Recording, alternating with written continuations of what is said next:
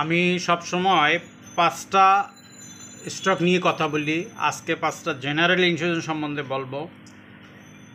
Northern insurance, United insurance, United union insurance, Dhaka insurance এবং পূর্বী general insurance. প্রথমেই আমি Northern insurance সম্বন্ধে বলবো। নর্দার্ন ইন্স্যুরেন্সটা অনেক দিন পরে আজকে হলটেড হয়েছে।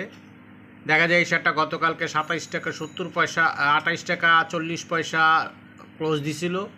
আজকে লো হয়েছিল 27 টাকা 70 পয়সা, ওখান থেকে আজকে শেয়ারটা 31 টাকা 20 পয়সা হলটেড হয়েছে। এই শেয়ারটা ফার্স্ট কোয়ার্টার ইপিএস 70 পয়সা, সেকেন্ড কোয়ার্টার ইপিএস 35 পয়সা এবং থার্ড কোয়ার্টার ইপিএস 49 পয়সা। অলওয়েজ এই শেয়ারটা দেখা যায় ভালো ডিভিডেন্ড দেয়, বলতে গেলে 10% ডিভিডেন্ড দেয়। আর যেহেতু এই শেয়ারের গত বছরও এরা 10% দিচ্ছিল এবং গত বছর তাদের অ্যানুয়ালি ইপিএস ছিল 1 টাকা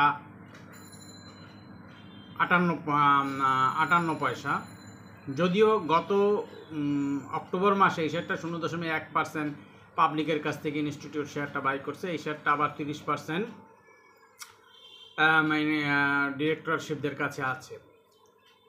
এরপরে আমি ইউনাইটেড ইন্স্যুরেন্স সম্বন্ধে বলবো। ইউনাইটেড ইন্স্যুরেন্সটা দীর্ঘদিন পর্যন্ত পড়তে একটা সময় 38 টাকা আসছিল, ওখান থেকে আস্তে আস্তে উপরের দিকে যাচ্ছে।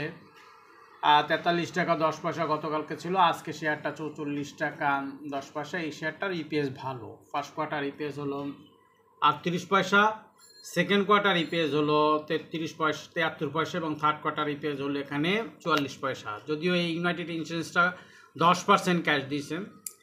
এই ইউনাইটেড ইন্স্যুরেন্সের 60% শেয়ার বাই করা নাই, যদিও ইনস্টিটিউটের কাছে অনেক শেয়ার আছে। সাধারণত জেনারেল ইন্স্যুরেন্সের 60% শেয়ার ডিরেক্টরশিপদের কাছে থাকতে হবে। এখানে সেক্ষেত্রে এই ইউনাইটেড কিছু শেয়ার কম আছে। এর ইপিএস ভালো এবং দেখা যায় যে এরা প্রতি বছরই ভালো ডিভিডেন্ড দেয়। কোনো জেনারেল ইন্স্যুরেন্সই আসলে ডিভিডেন্ড দেন এরকম কোনো রেকর্ড নাই, তারপরেও দেখা যায় ইন্স্যুরেন্সগুলো অনেক বেশি পড়ছে। এরপর আমি ইউনিয়ন ইন্স্যুরেন্স সম্বন্ধে বলবো। ইউনিয়ন ইন্স্যুরেন্সটা জেড ক্যাটাগরিতে দিয়ে রাখছে। এর কারণটা হলো যে ইউনিয়ন ইন্স্যুরেন্স ক্যাশটা ডিসপাস করতে পারে নাই, আবার যখন ডিসপাস করছে সেখানে আবার এই ক্যাটাগরিতে দিয়েছিল, পরে আবার দেখা যায় জেড ক্যাটাগরিতে দেওয়া হয়েছে। ইউনিয়ন ইন্স্যুরেন্সের ফার্স্ট কোয়ার্টার ইপিএস 66 পয়সা, সেকেন্ড কোয়ার্টার ইপিএস 37 পয়সা, থার্ড কোয়ার্টার ইপিএস হলো 61 পয়সা। যদি আমি এটা দেখি, এটা স্পন্সর ডিরেক্টরের কাছে 46.54% শেয়ার রয়েছে। ইনস্টিটিউট গত মে মাসে কিছু বাই করছে, এরপর আর কোনো শেয়ার বাই করে নাই। দেখা যায় যে এই শেয়ারটা ইপিএস ভালো, যদিও এই শেয়ারটার 1 টাকা 64 পয়সা ইপিএস অলরেডি আছে। আশা করি নেক্সটে ইপিএস ভালো দিবে। এরপরে আমি ঢাকা ইন্স্যুরেন্স সম্বন্ধে বলবো। ঢাকা ইন্স্যুরেন্সটা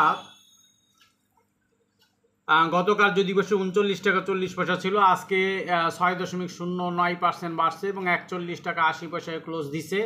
ঢাকা ইন্স্যুরেন্সটাও ভালো। গত বছরের 2023 সালে 17% ক্যাশ দিয়েছিল। First quarter EPS 75, second quarter 75, third quarter একটু কমছে, যেখানে 58 পয়সা ইপিএস শো করছে।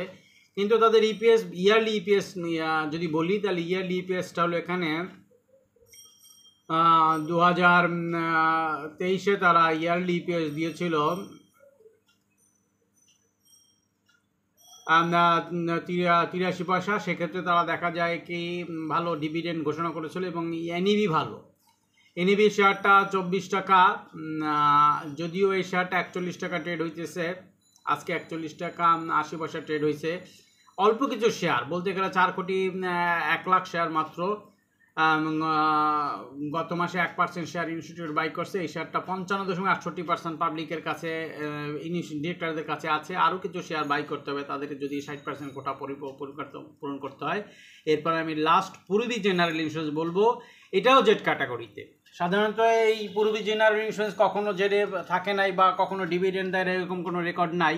পূর্বী জেনারেল ইন্স্যুরেন্সটাও 10% ক্যাশ দেওয়ার পরও জেডে রেখে দিয়েছে।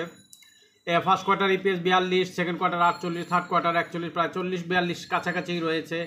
গত অক্টোবর মাসে 0.92% শেয়ার ইনস্টিটিউট বাই করছে। আশা করি জেনারেল ইন্স্যুরেন্সগুলো তার নিজস্ব গতিতে চলবে এবং আগামীতে আরও ভালো করবে।